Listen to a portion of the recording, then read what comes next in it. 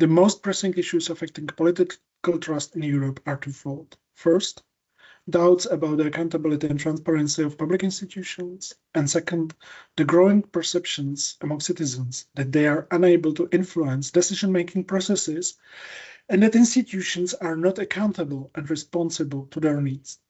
In this context, it may be posited that political trust functions as an essential attitude that translates directly in political behavior, both in elections and beyond. Given that European political systems operate as party democracies, whereby political parties seem to be the central means of political representation, and thus being a key precondition for the stability of the democratic system and trust in democracy in general,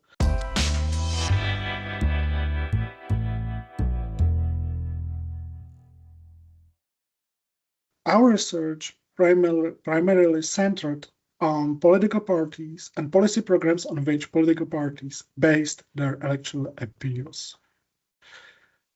In light of the growing polarization of European party politics and the concomitant concerns voiced about its potential impact on the stability of European democracies, the ambition of our working package was to explore the dynamic relationship between emerging political cleavages, party system polarization, and political trust.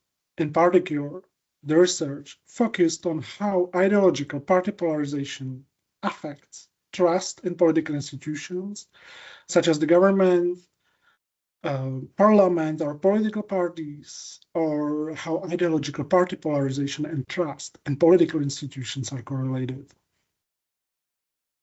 One of the main challenges in studying the dynamic relationships between ideological polarization of political parties and political trust was the question of the direction of causality in this relationship. Even though the research didn't test the mechanisms that explain how political trust affects party system polarization, it must be acknowledged that the actual causal relationships between ideological party polarization and trust in political institutions may be bidirectional, thus creating an imaginary spiral of party system polarization. Indeed, higher ideological party polarization may result in declining trust in political institutions, thus encouraging voters to cast a vote for challenger, outsider, or anti-establishment reform political parties.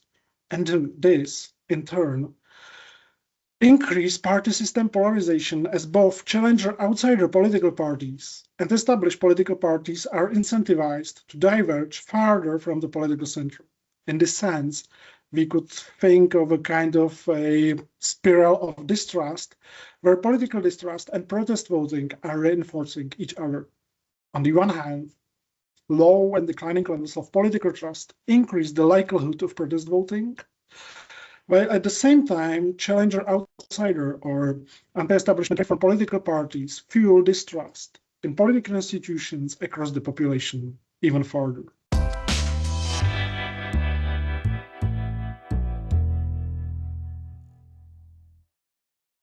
I'm convinced that our research results provide valuable insights into the potential impact of ideological party polarization on trust in political institutions.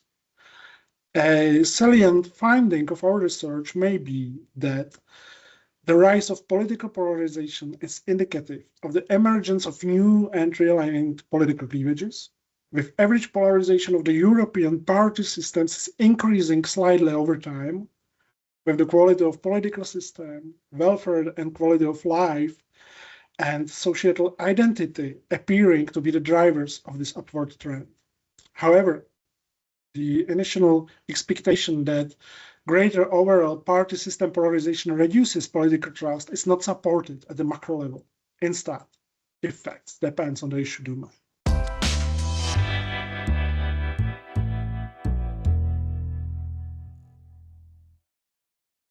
These findings have yielded several partial recommendations for specific domains.